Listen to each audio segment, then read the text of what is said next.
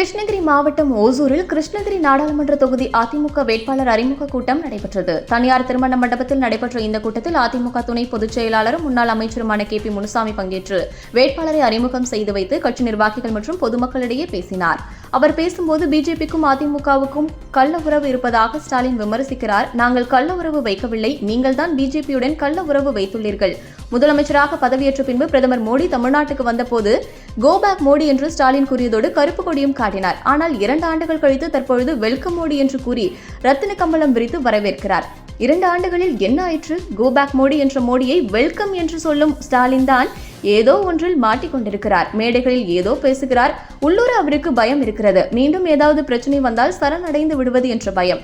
ஆனால் நாங்கள் சரணடைய மாட்டோம். சரணடையும் இயக்கம் அதிமுக இல்லை என அவர் பேசினார்.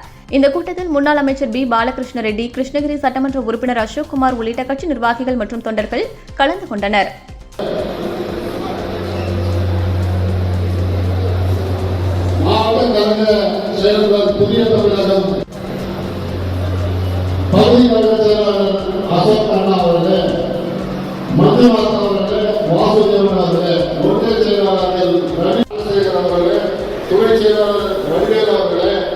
ஒன்றிய செயலாளர் தெற்கு வடக்கு ஒன்றியம் அம்மையர் என்கிற கிரிபாபு அவர்களே, ஒன்றிய பொருளாளர் வரதராஜ் அவர்களே, மாநகர செயலாளர் புதிய தமிழக